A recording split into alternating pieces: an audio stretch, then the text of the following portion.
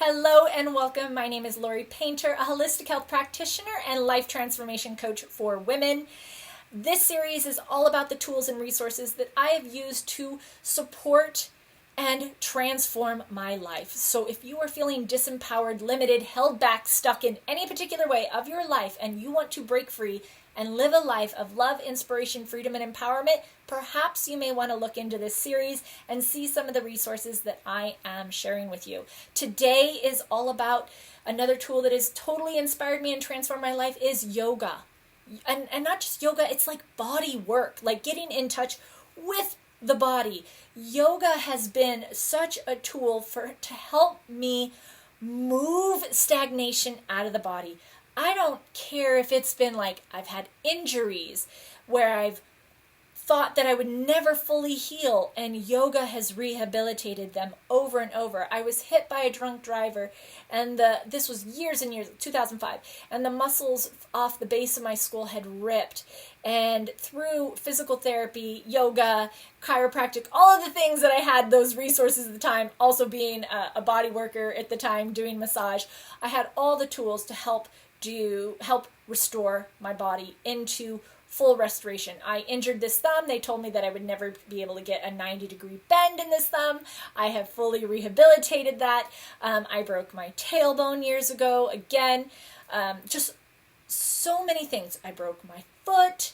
I mean, I can just go on and on and on about a list of ailments and things that I've done where I've had injuries. And I have been able to, I am 100% pain-free. I've had herniated discs, broken ribs. I mean, I've done so many things to my body over these 47 years that I've been on this planet. And it's wild that I am pain-free.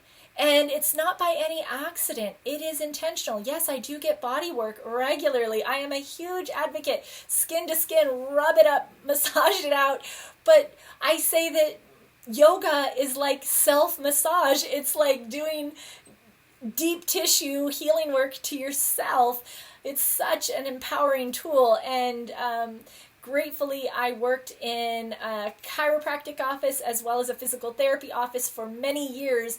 And I was able to actually make this fusion of PNF, it's proprioceptive neuro, facilitation. Why am I blanking on this? PNF. It's a type of active contraction and then release to help break through adhesions in the body. So I would kind of implement these different modalities and kind of infuse the physical therapy into the yoga. And wow, the body can heal. So if you're like, I'm too weak in these parts of the body, you can strengthen them. If you are too tight in certain parts of the body, you can release it and have open range of motion. You could break through adhesions, you can create balance. I think of our bodies, it's like clay. You can really mold your body and you can heal.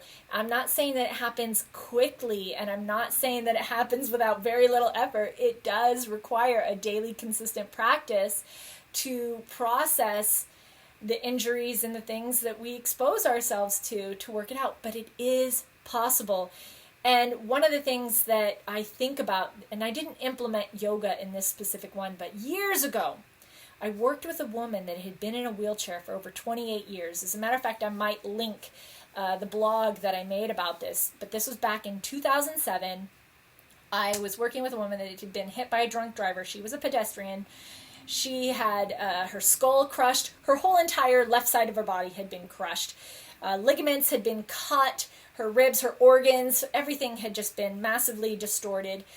And strangely, when I came to her, I was told, hey, she just wants to get massages. She just wants to be out of pain. And that's why I was sent there to work with her. And over the course of that time, I noticed that she had mental issues. Like she would break into these PTSD moments where when I was touching her and massaging her, she thought that I was attacking her, and she would go back into these traumatic memories that she had. And she would get very angry, and I would kind of like cry and freak out, like, what am I doing here? How am I really helping this patient? How am I really helping her? And there was one point where I guess I just was done with crying in my car and leaving her house, just like feeling like I'm not really doing anything good here. So finally, when I just got the strength to come back the next week, I just said, like, to her, not to what her parents said that she wanted, not to what her sisters and family said she wanted, but I just asked her, I said, what do you want? Why am I here? You're clearly upset and triggered by me being here, and I was just sent here to help you, but you don't seem to be very happy with this. What is it that you want? And she said to me, she's like, I want to walk. And I just freaked out. I was like, in my head, I was thinking, this is the most devastating thing I've heard. At that time, I was 30, and she had been in a wheelchair for almost my whole life, 28 years. So, since I was 2, she was in a wheelchair. And my heart broke.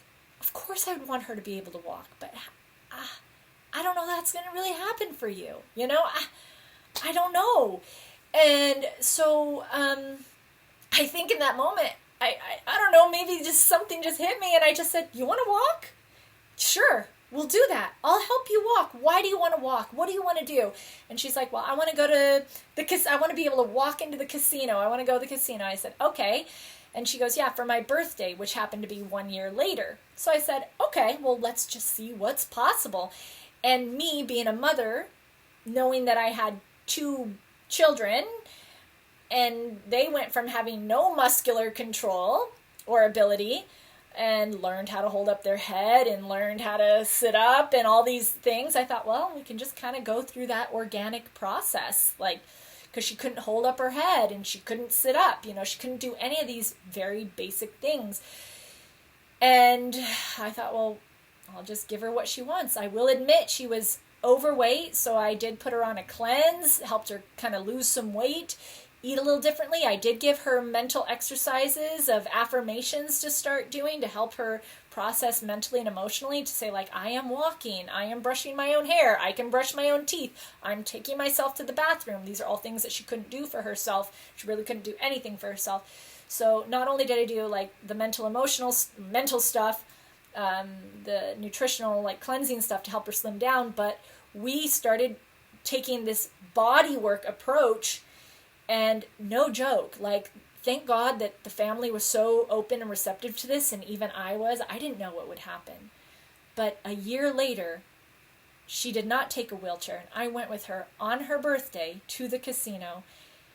Now, I'm not saying that she wasn't stumbly. She was completely stumbly. And, but she did. She walked. She showed me what is possible, how the human body can heal if you really want it. And she really taught me how to really appreciate just the ability to move, just the ability to walk, the things that we just take for granted. That was the only thing she begged to do. So if I just want to share with you a tool of anything to help support yourself in your journey of empowerment, if you have pain and you have disease, or you have weakness and you have limitations in your body, find ways to restore that. Find yoga, find physical therapy, find body work, find these things that can help support you in eliminating pain, weakness, tightness, imbalances, and disease. You can make a massive transformation. And I know that there are other stories about this. I've seen them on the internet. People that have lost parts of their body, or people that have been in wheelchairs and then have gone and just totally made the most of their limitations and made the most of the body that they did have.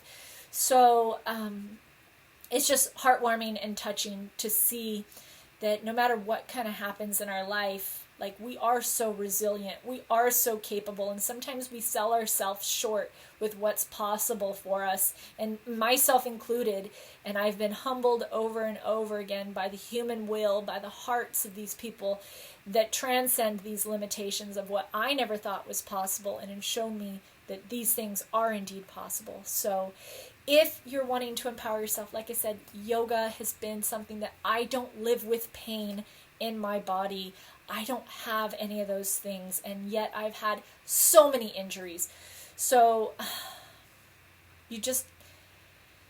I get so passionate about this, and I can kind of get a little off track, and I don't mean to, but I just don't think that we're meant to stay in a chronic state of pain weakness and disease. And if you do, I'm really sorry. My heart goes out to you if that's been the case for you. But just please let this be a message of hope and inspiration that you can turn your life around, that you can heal from things, even though it might seem impossible, even though it might take you a long time. If you really truly want to heal, you absolutely can. We're far more capable than we give ourselves credit to be. So this is it for today. May this inspire you to get body work, to get into physical therapy or chiropractic, or get into yoga, do some rehab, to empower and support your physical body to the best that it can be. And looking forward to seeing you guys in the next video. Bye.